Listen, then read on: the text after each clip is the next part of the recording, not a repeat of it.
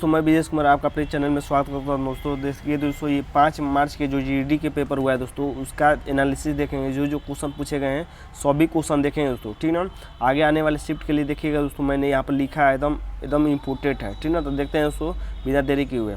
देखिए पहला क्वेश्चन पूछा गया था दोस्तों कि राष्ट्रीय खेल दिवस कब मनाया जाता है, तो 29 अगस्त को मनाया जाता है, ठीक ना। आने वाले शिफ्ट के लिए याद रखिएगा दोस्तों कि ये किसके याद में मनाया जाता है दोस्तों, तो मेजर ध्यानचंद के याद में मनाया जाता है, जिनको हॉकी के जादूगर भी कहा जाता है, ठीक ना। इनका जन्म हुआ था दोस्तों, इन्हीं के जन्म दिवस पर राष्ट्रीय खेल दिवस मनाया जाता है। बात करते हैं दोस्तों, तो राष्ट्रीय खेल दिवस मनाने की शुरुआत कब हुई, तो 2012 में हुई, ठीक ना। याद रखिएगा। नोट एक याद रखिएगा दोस्तों, ये एग्जाम में जरूर पूछ सकता है कि राजीव गांधी खेल रत्न का नाम बदलकर क्या कर दिया गया है, तो मेजर ध्यानचंद खेल रत्न पुरस्कार कर दिया गया है 2021 में, ठीक ना। चेंज कर दिया गया है। ये क्वेश्चन जरूर याद रखिएगा दोस्तों, आने वाले शिफ्ट के लिए एकदम 100% आ सकते हैं। पूछा था दोस्तों कि शकूर खान किस वाद्य यंत्र से संबंधित था, सारंगी से। तो मैंने वाद्य यंत्र से संबंधित वीडियो बना रखा है दोस्तों, फंस गया, ठीक ना। तो शकूर खान किस वाद्य यंत्र से संबंधित है, तो सारंगी से संबंधित है। ये आने वाले शिफ्ट के लिए याद रखिएगा। शिव कुमार शर्मा पूछे, तो शिव जी क्या थे, संत आदमी थे, तो संतूर। पंडित रविशंकर का संबंध किससे है, तो रवि मतलब सूर्य, सूर्य के क्या है, तारा, तो तारा यानी सितार। जाकिर हुसैन का संबंध किस वाद्य यंत्र से है, तो तबला से।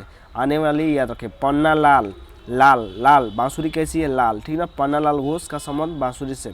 बिस्मिल्लाह खान का संबंध शहनाई से। बिस मतलब जौहर, जौहर क्या आता है, कोई सह नहीं पाता है, तो ठीक ना। याद रखिएगा आने वाले शिफ्ट के लिए। अगला देखते हैं दोस्तों, बिना देरी किए हुए अगला देखते हैं शेफाली वर्मा। देखिए दोस्तों, ये मैच करने वाला की कथन निष्कर्ष पूछा था, ठीक ना। तो क्वेश्चन तो नहीं मिल पाया, लेकिन मैंने उसको इस तरह लिया है, तो मैंने इसको इस तरह ले लिया है दोस्तों, ठीक ना। कथन निष्कर्ष से पूछा था, ये पूछा था शेफाली वर्मा। तो शेफाली वर्मा का संबंध किससे थे, क्रिकेट से, ठीक ना। याद रखिएगा। सुनील कुमार का संबंध पूछा था तो कुश्ती से। दीपक कुमार का पूछा था तो शूटिंग से, ठीक ना। सुनील कुमार एक कबड्डी से भी संबंधित है, तो वो देखने पर बुझाएगा ऑप्शन।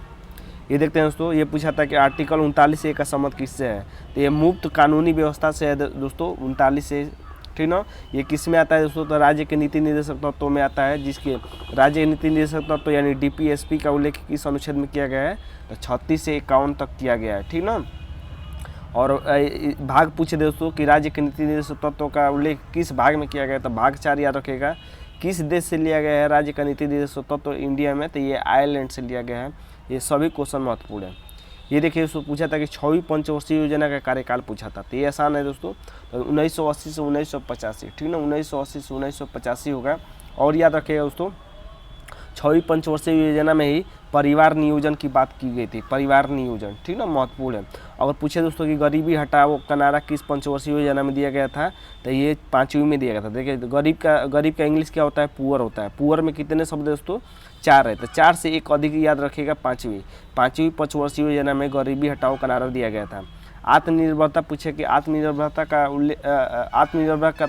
की बात किस योजना में की गई थी, पंचवर्षीय योजना में, तो 4वीं पंचवर्षीय योजना में। सब महत्वपूर्ण है दोस्तों।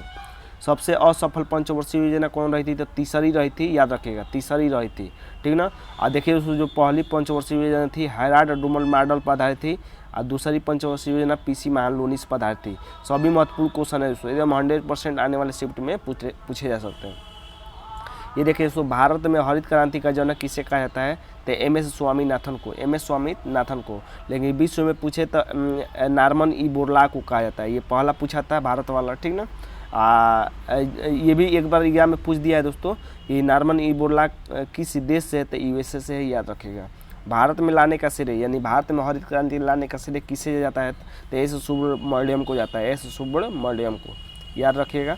अगला देखते हैं दोस्तों, ये देखिए पूछा था DGCA के हेड पूछा था कि कौन है, तो विक्रम देव दत्त, ठीक ना।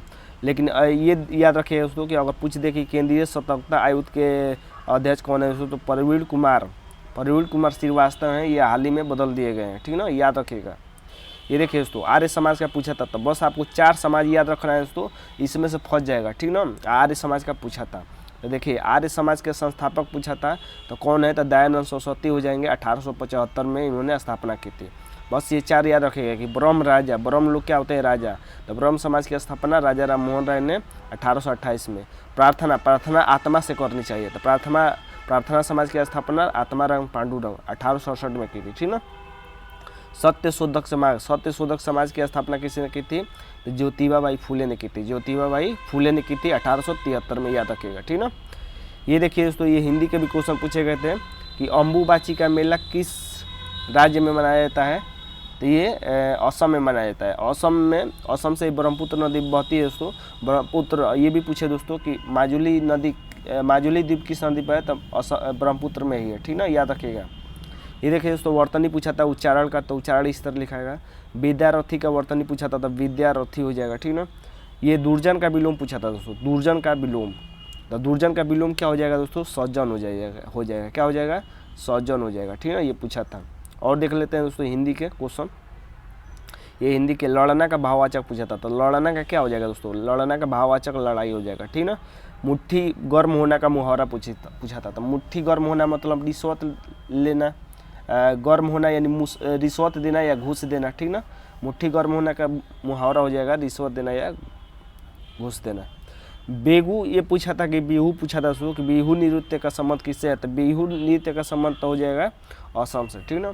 वित्त आयोग के अलावा कितने, यानी वित्त आयोग के अध्यक्ष होते हैं दोस्तों, तो उसके अलावा कितने सदस्य और होते हैं? तो वित्त आयोग को लेकर 5 सदस्य होते हैं। वित्त आयोग के अध्यक्ष को लेकर 5 सदस्य होते हैं और उनके अलावा 4 सदस्य होते हैं, ठीक ना। तो आज के लिए बस इतना ही दोस्तों। उम्मीद करते हैं कि वीडियो अच्छा लगा होगा। तो आज के लिए बस इतना ही, धन्यवाद दोस्तों।